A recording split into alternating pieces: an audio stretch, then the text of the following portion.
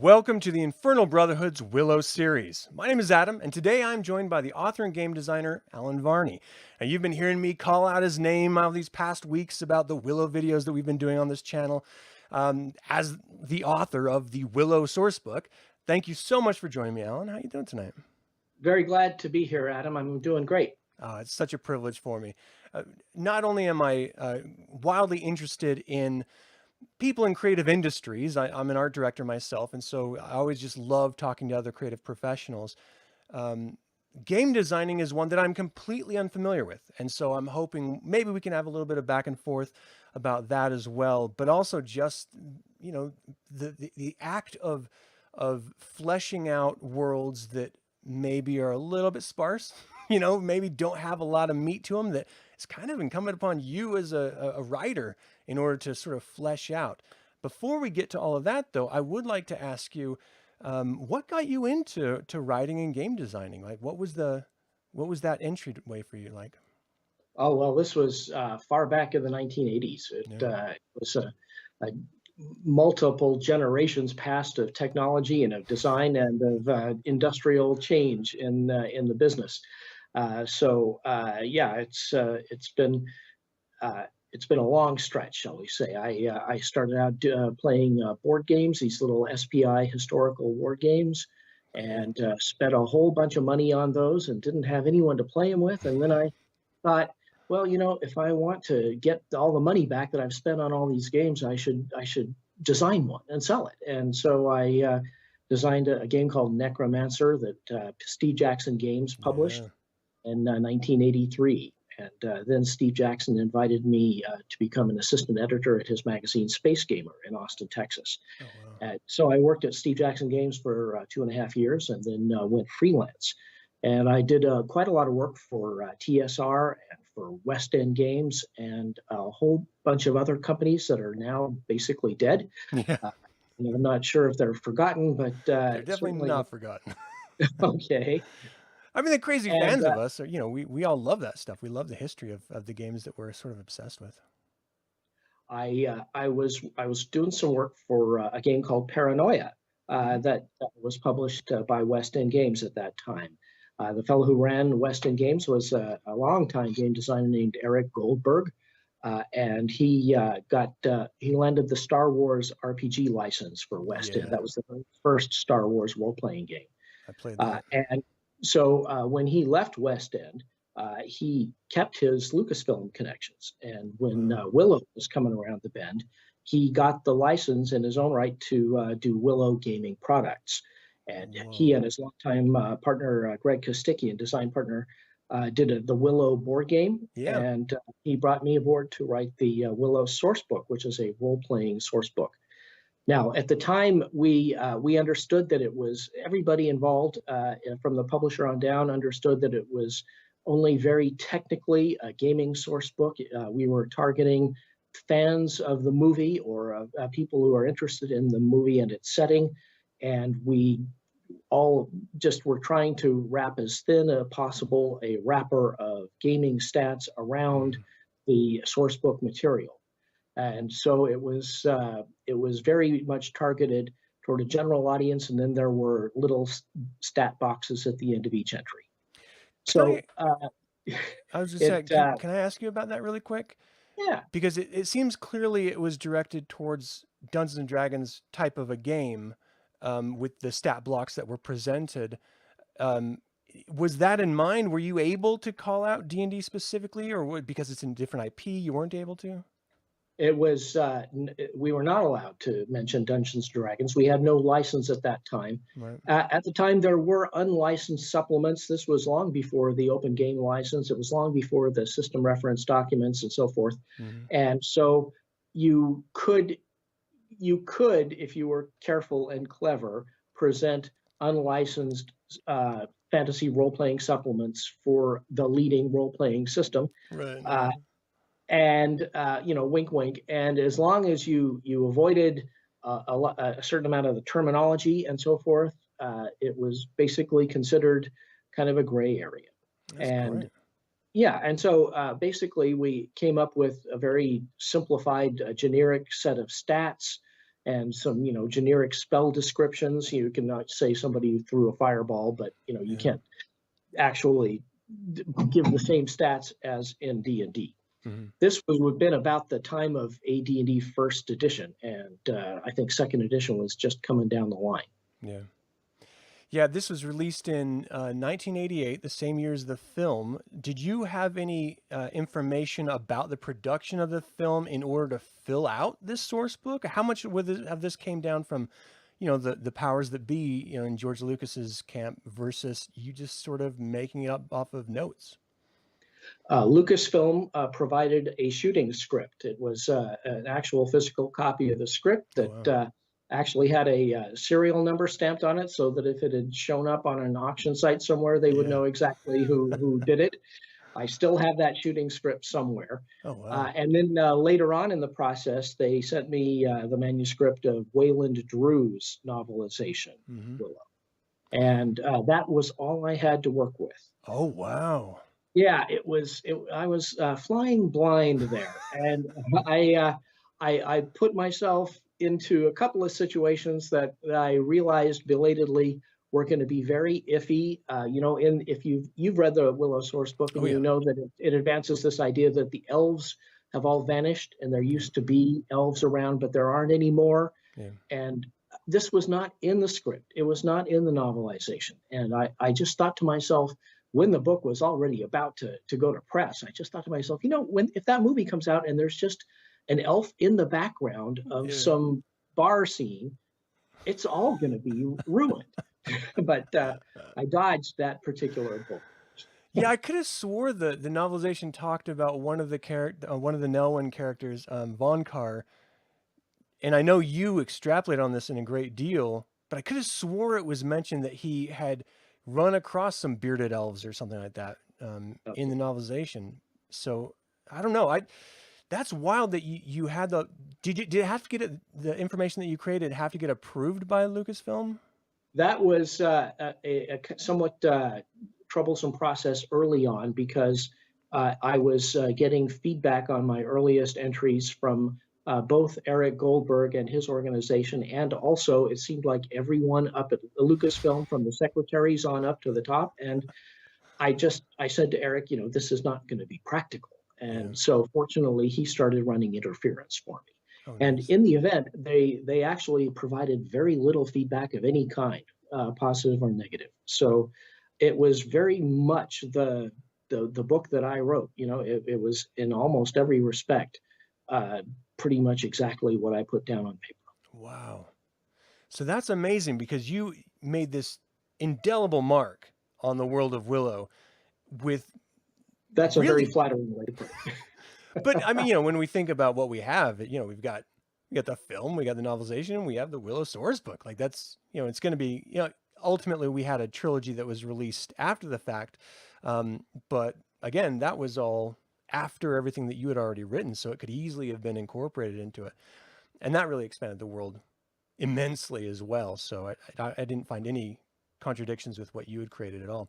But yeah, I mean, just the idea when you were writing this, George Lucas is already. I think at this time, did Raiders was released by the time you were writing this, Yeah. so he had already had several IPs of genuine success. Oh, And yeah. why wouldn't Willow be as successful as you're coming into it? What was this like for you as a designer, as a writer, to be given this opportunity of potentially another Lucas IP that's going to go on for sequels, into the future? I felt enormously privileged, and it was very exciting. But I think as the development proceeded, Mm. it started to be a little bit clearer to everyone involved that perhaps this one was not going to click at quite the level that the earlier properties had. Yeah. And that, I think, is possibly one reason why I didn't get an awful lot of feedback. So in the event, these Willow gaming products, I thought they were the board game was really quite good, Oh yeah. and I was very proud of the source book. But in the event, they hit the market and just sank. And so it was decades before I ever met anyone who had ever even seen a copy. And now Wow. it's people like you and the other fans who have been keeping the memory alive all of these decades, Yeah. who I guess are bidding the price of this book to ridiculous heights on eBay. Yeah, it can get crazy. It's just gonna get worse too. You know, as soon as this series drops on Disney Plus, people are gonna be searching for any back information they can get their hands on.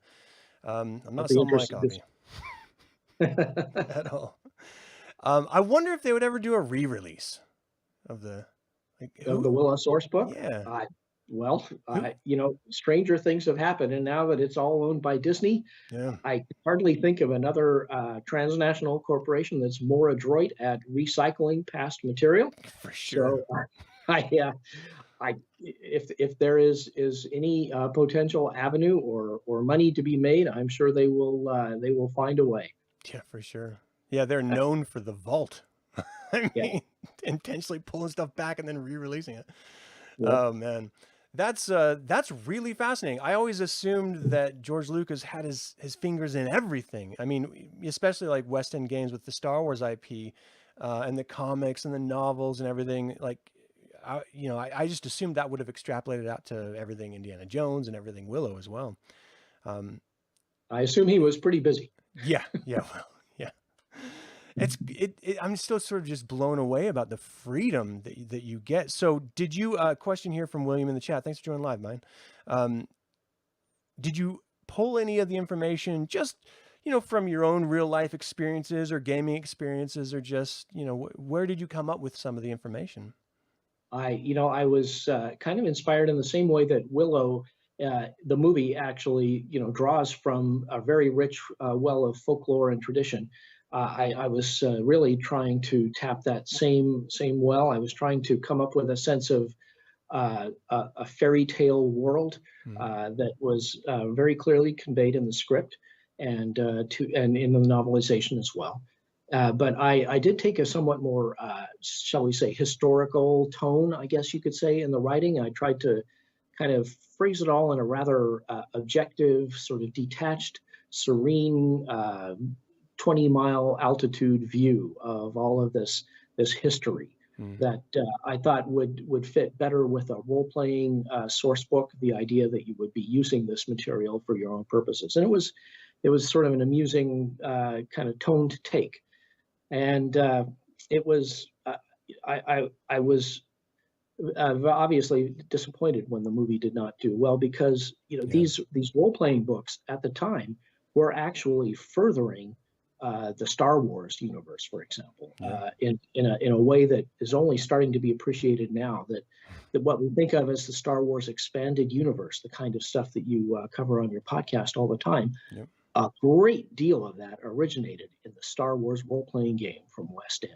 Oh, yeah. West End would do source books that would literally document a name and document the lives and backgrounds of each and every single alien that you saw in the cantina on Mos Eisley.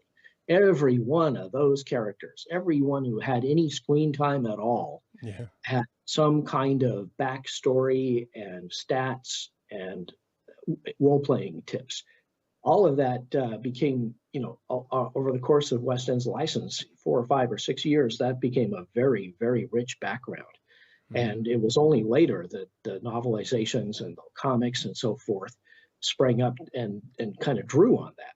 Yeah. And I was hopeful that that kind of thing would happen with Willow as well. And I think now with this TV series, it'll be very interesting to see. Obviously there's a much greater vitality in the role playing business now, Oh, yeah. and I can well imagine that if the series becomes popular, that someone somewhere is going to want to do role playing books. Yeah, it would be I can't imagine a world where they don't. I mean, fifth edition of Dungeons and Dragons has really expanded the idea of playing this game, uh, to a state that it's just now normally accepted. And it never was like that. When I was a kid, I would pull all my friends into my basement and make them play the game with me because no one would willingly do it out in the open. It's always like this hush hush. I want to see a boob someday, so I can't I can't play on the, do this. Um, I cannot convey to people today how much it is truly right now a golden age for Yeah. role playing, tabletop role playing. This is the best it has ever been, Mhm. and it's getting better all the time.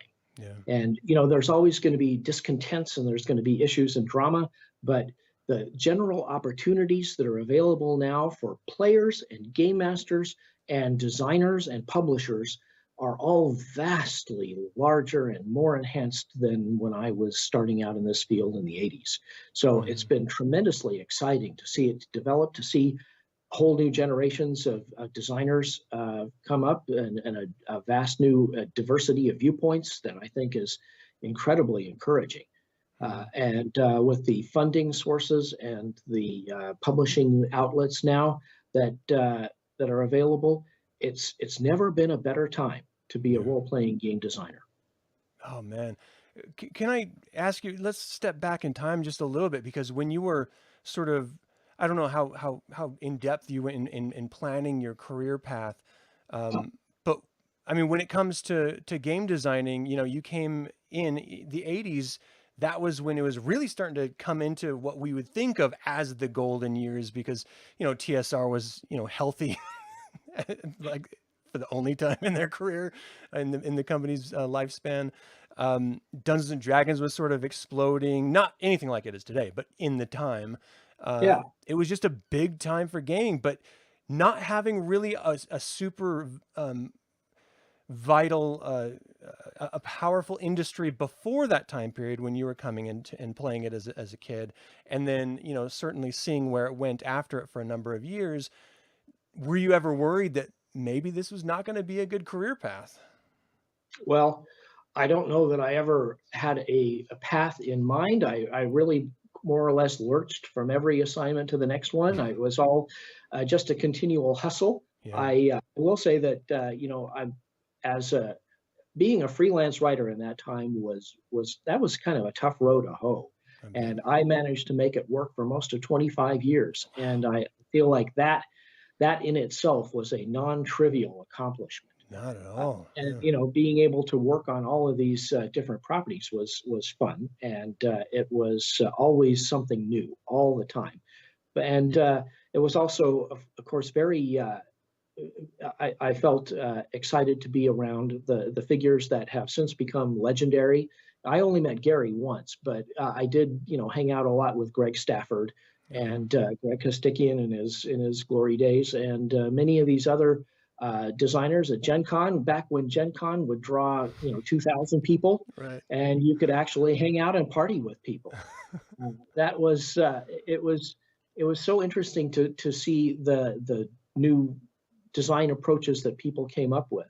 Mm, Nothing is nearly as vital and diverse as today, I will say, but it was still a sense that it was all being made up as we go. mm, And in that sense, it definitely held the interest.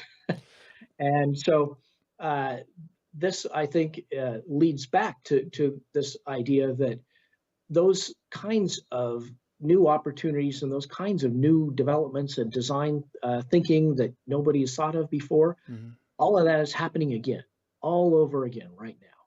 And this is an equally exciting time in that way. Now, if you go to Gen Con and there's 125,000 people, you can't hang out with the greats of our time the way we could back then. It was a smaller, clubbier field, Yeah. but for it's been a trade-off in that sense. But there are so many other ways with to connect with the community, which I think is the greatest advantage of all of the new opportunities today, of all of Mm, the, whether you're e-publishing through DM's Guild or you've got something on Indie Press Revolution or so on and so forth. The great value is to be able to connect with your audience in a direct way that we could not back then. Back when right. there was this very archaic and clunky three-tier system of publishers selling to distributors who sold to retailers, who sold to customers. This was a cumbersome and ultimately rather enervated system. Mm, And it was always guesswork to figure out how the audience would react. And today, to be able to connect with the people who are playing your game directly, to yeah. find out how they are experiencing it and what they want to see, that is an enormous advantage. It's such a precious gift. So I've been trying to encourage anybody who's considering to making a go of it now. This take your shot. This is the Yeah. time. Wow. I mean, you've worked with some of the most popular IPs in the industry. From you'd mentioned Steve Jackson Games, TSR, West End Games, and there's some of the IPs in those. I mean, it's just like Spelljammer and Dark Sun, Forgotten Realms. You worked with White Wolf and FASA Corporation. I mean, you have really made a mark on so many different. In your personal experience, is that a normal pathway for other game designers where you just sort of influence so many disparate companies? If so, is that just the nature of the industry? Well, first, I think that's a very flattering way of phrasing my position in the business. I was a freelancer hustling for the Right. assignments that they were willing to give out, and in that sense, I grabbed what was there. I was very happy that they would think of me as a go-to guy for some of these smaller projects. I was never a staff designer. I was never someone that you went to launch something, but for example, I wrote the first Spelljammer adventure, Wild Space, That's back for awesome. TSR. That was the one that I guess has started to become more. People are paying attention to the Spelljammer line of yore back nowadays. Now that Wizards has announced that it's coming back, Mhm. and if you've heard anyone talking about the old Spelljammer line, mine was the one with the Beholder Death Star. That's awesome. And so, and in that sense, I was always kind of positioned to do the early fill-in material to kind of start fleshing out the line that someone had already set. Mhm. So in that sense, I don't know that I would say I put my stamp on anything, but it was certainly pleasant to be in at the start of a lot of these things. Right. So, what was your question? Well, I mean, it's sort of evolving at this point because do you have any projects that, after having worked with so many different IPs, that just sort of stands out that you're a little bit more proud of than some others? Well, I am actually very pleased with the way the Willow Sourcebook turned out. It was a sense of I'll show you it had some. more of a literary dimension than a lot of the work I did. Hmm. I always would try to do the very best I could on any project, on any assignment. I always tried to give it 100%. With the Willow Sourcebook, it was it was much more than 100%. It seemed like it was a very arduous project, in Yeah. fact, and it took most of a year. And toward the end, I was telling my friends a joke. I would say, if you gave a laboratory rat no water for a day and then put water in its cage, the rat will run toward the water. And then if you break the rat's back legs, it will pull itself toward the water with its front legs. And then if you break its front legs too, it will pull itself toward the water with its teeth. And if you ask the rat what it's thinking right then, the rat would say, I'd almost rather be writing the Willow source. Nice. That much fun, huh? Yeah. Well, the thing is what you created, it not only, pays direct tribute to on-screen events, but you flesh out the backstory without going into Tolkien levels of backstory. I mean, you do this great job of suggesting previous events through sort of third-party characters, or you bring up this idea of fleshing out, just for an example, Kashmir. And I believe it was described through like a novel that some wandering person, some wandering scribe or something wrote. I mean, little notes like that create a world that is consistent with the film, but grows it so much greater in the imagination of the readers, which is, in my opinion, the sign of a great piece of design. I mean, I think you did as much for Willow as the film did, because you not only carried that into the gaming realm, but you fleshed out this possibility of this greater, more ancestral backstory. Talking about the Aborsisk, for example, and how dragons existed in days past that just sort of like either killed themselves out or they were hunted, and how the dire wolves or dire dogs. Now I can't remember the name of them. How they The Death evolved. Dogs. The death dogs. Thank you. Yeah. How they evolved and everything. I mean, you did a really great job of adding so much detail to it. I mean, And I think people are still looking for that detail because the source book, as you know, has been out of print for many years. And yet, mhm, what I've seen with all of your videos that you've been summarizing some of the episodes from that book, yeah, people come into the comments and say, "Oh, I am so glad to have all of this backstory relayed. I had no idea," or yeah, something like that. This is a world and a movie that people really still have responded to after decades. And I think it's very much the characters that draw them in, and mhm. it is the sense of wanting to know more about how these characters got where they are. How did Mad Mardigan wind up at the crossroads, and so on. Oh, that was so And good. that, yeah, and so this is, I think, going to be a new opportunity for Disney and for the creators of the TV series. Mhm. Not, I'm not trying to angle for them to go back to my book, but rather to just suggest very strongly that people want to know about this world. So whatever material they provide, I think there's going to be a very ready audience for it. Oh, for sure. I'm just hoping they don't go back and like, sort of like they did with like the Star Wars IP and just sort of erase everything pre-purchase.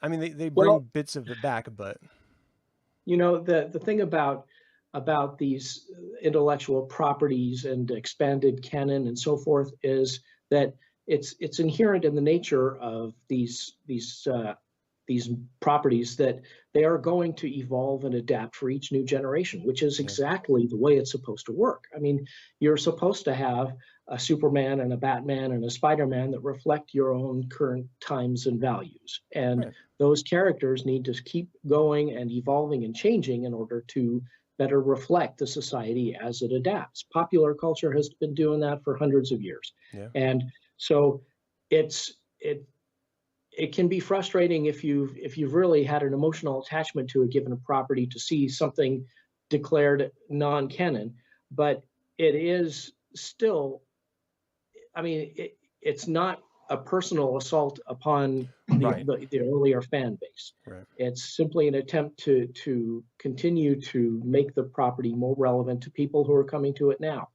And whatever becomes canon or doesn't is not as important as what you, the viewer, you, the reader, have chosen to be the touchstones for your own experience. yeah. And the things that you prize in the property will always be with you, Mhm. regardless of what the corporation decides. I think that's a great way of putting it. I mean, the truth is all of the source material that, maybe you grew up and loved growing up still exists out there. So you can Yeah. still just, if you want to just stick with that sandbox, it's there for you. You don't have to your point, you don't have to take the cue, and if you don't want to move into the new game system, whatever it may be, you still have your old one that you can enjoy. That's it. Um, Role-playing games yeah, have been prone to edition warring almost since AD&D second edition came for out. And sure. I just don't, I just never see quite what the point is. If you've got a game system that you liked, Mhm. then, and you've got material enough to keep you busy with it for a good long time, then the later editions, the later versions of it, are, if anything, just new opportunities. And if they don't suit you, well, at least it's keeping the property alive for a new generation. Yeah. No, 100%. Um, Now, you have moved from, well, I don't know if moved from, but you have, let me ask you, just sort of bundle of holding. I am How working did on a that come new across? project. Well, it's not new anymore, but about Yeah. 9 or 10 years ago, I started work on a You new showed us. website, a book selling website that sells PDFs and ebooks of tabletop role playing game rule books and supplements. And the bundle of holding has been quite a success. For about 9 years now, I've sold, I think, hundreds of 400,000 bundles or more at this point to some Whoa. 75,000 customers, done like 600 and plus offers of all kinds of games, from old school revival to the latest indie stuff. Mhm. And right now, as we're taping this, there's 3 different Shadowrun 6th edition offers and a revival of Jenna Moran's Nobly and Fubo's marvelous wish granting engine, a marvelous Whoa. a couple of indie games. And this has been a great way to bring a lot of smaller games to a larger audience with these time limited offers. It's kind of like Humble Bundle on the head of a pin, really. Now, I am not actually owned by Humble Bundle and not related to them, but it does that same kind of idea. Yeah. And so it's been very successful, and I've been very pleased to continue with that.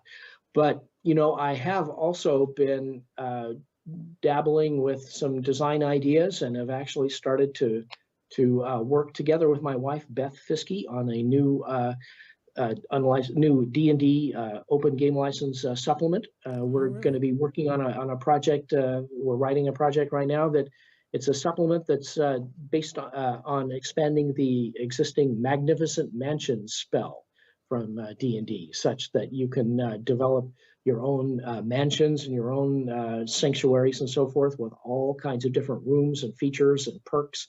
And so we're going to hope to get that going later this year. And once we have the manuscript done, we're going to run a Kickstarter, we hope, Oh, and cool. get to see if we can return to game design. And so it's really kind of an exciting time. Yeah. Yeah, I would imagine, because this is sort of in your blood at this point. I mean, after having worked in the industry for so long and being involved in so many different projects, you got to go back to that well sometimes. It's been, I will say, I have felt it kind of annoying. I've seen all of these other projects come by. I've actually presented quite a few of those projects in my bundle of holding site. Oh, cool. And so it's, my fingers have started to itch. And Yeah. so I really do look forward to getting back to that. That's exciting. Well, best of luck with that. I'd love to see it once it's ready to be Kickstarter and stuff. If you want to, I don't know, include it in the. I'll come back. Yeah, that'd be great. That'd be awesome. So can I ask you, how do you sort of create the bundles of game books, the electronic game books that you release? I mean, what's the process like of creating each different collection? Well, I approach the publisher by email and suggest a lineup, and I propose the terms. There's a revenue split of all the revenue after payment gateway fees. Mm-hmm. 67% goes to the publisher, and I take 14%, and 9% goes to One Bookshelf, which hosts these offers on DriveThruRPG. And then 10% goes to a charity. And over the course of 9 years, the bundle of holding has donated, I think, well over $650,000 to various charities. The most frequent beneficiary this past year, or a couple of years since the pandemic began, has been Direct Relief, which provides medical supplies to frontline medical personnel all around the world. Wow. So people, the publishers are typically very open to this idea, to be able to get their games into the hands of a new audience. I have 29,000 people on the mailing list right now. So for some of these smaller publishers, that represents a very significant exposure. So it's just a matter of getting the files from them and putting them into the custom backend system that I have on the website, and then trying to get the word out. And that is where, I guess, places like this come in. Yeah. Yeah, for sure. Well, I'd highly recommend anyone go, and we're in an era where it's great to have a physical book, but it's not necessary anymore. It used to be absolutely necessary. There's no other way to do it, but now you can just use your phone for anything. And I've found, sort of collecting PDFs and ebooks of all the stuff that I had when I was younger, that sort of just through, traveling and stuff I've lost over the years. It's a great way to revisit new content, old content through new eyes, as you grow and you re-experience these different games or books. you have new sensibilities about you, and they sort of open up new understandings of the content. At least that's what I've found, and it's a very exciting way of looking back at this stuff. And not to mention, there's so many independent press developers for not just game design, but also, you know, artists that are contributing to these indie projects that they need the attention too and the exposure. And so I think what you're doing is a fantastic service to the industry. So thanks for putting that out there, doing all the hard work and effort for that. And you got one more email sign up. But my point of starting this diatribe here was to suggest that everyone should check out Bundle of Holding and sign up to the email list, because even if what is offered right now may not strike your fancy, maybe in the future it will. And the best way to Just get wait that, a few weeks. yeah. Yeah. So what's That's the normal another point. turnaround on those? Yeah, I do at this point. It's looking like I'm going to be doing 100 different offers this year. So I'm Whoa. almost sure that if there's any game that you like, there's going to be something out there that will appeal to you. Oh, wow, that's great. But you know, when you mentioned the thing about the artists, Yeah. the point about the artists, that's another point that I didn't quite touch on, is how much easier it is now to connect with great talent and to gain the resources that you need. Mhm. I mean, it's trivially easy now to hunt up hundreds and thousands of very talented artists, whether on Twitter or ArtStation or DeviantArt or wherever.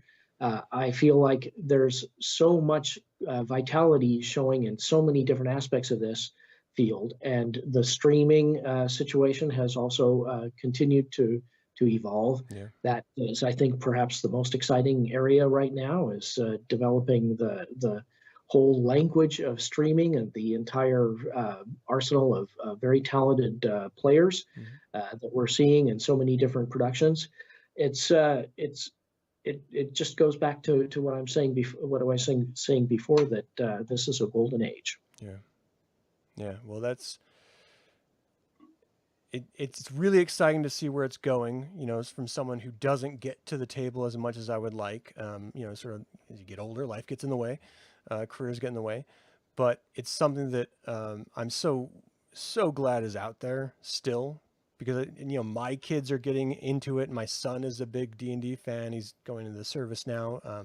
So, you know, it's going to be a while before he can get back to the table, but I think it's great. And hopefully I can get my daughter into it. And, you know, we always tried growing up to force board game time, you know, like spend family time. And we just sort of dive into a whole bunch of different types of board games. Willow being one of them that I grew up with. That Willow board game from Tor is the best. But yeah, I'm sort of stunned by the direction that this industry has taken, and stunned that there isn't more Willow content out there, because it's so ripe for this wonderful magical world. And it did it ever frustrate you, or does it frustrate you when everything gets compared back to Tolkien? Because Well, I hear so much of that. there are many different well springs of fantasy, and Tolkien has certainly dominated most people's awareness in the pop culture. But yeah, Willow draws on different veins there, and is in its way very original. Mm-hmm. And then there are, of course, endless numbers of other great fantasy writers that have just totally fallen into neglect. You go to Project Gutenberg, and you can find the early novels of Hope Mirrlees and some of the the primordial Edwardian era fantasies of William Morris, where everything got started. And then, of course, now they're starting to bring back the pulp stories from the 30s and 40s that have fallen into public domain.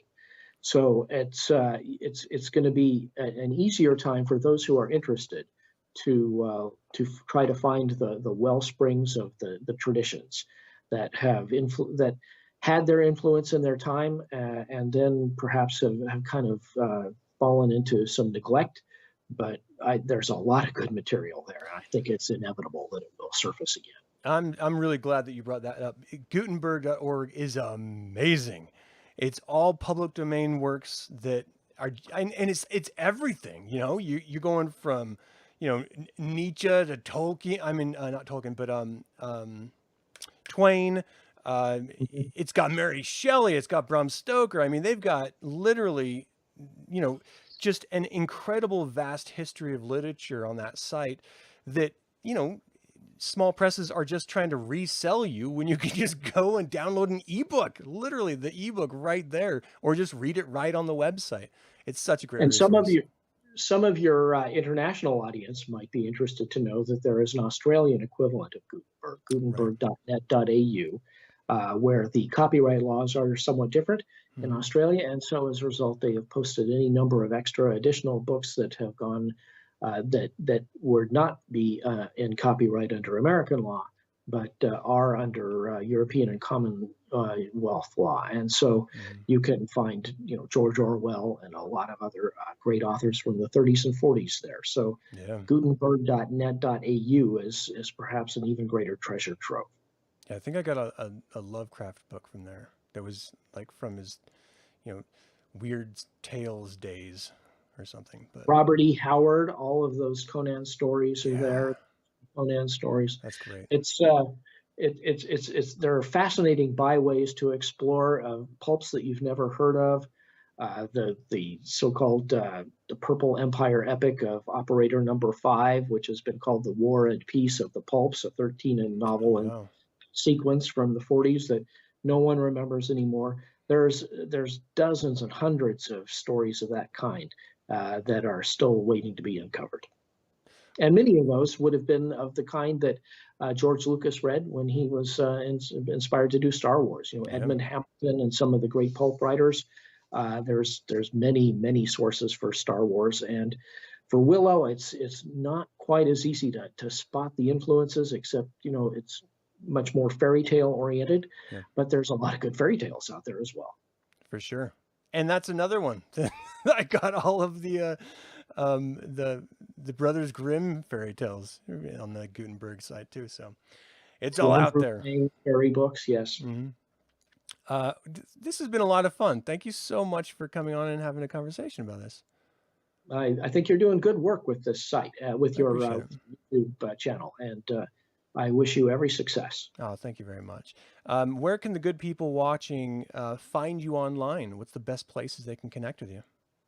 You can always get in touch with me through the webmaster at bundleofholding.com address. And I'm also occasionally, the bundle is visible on Twitter and on Facebook.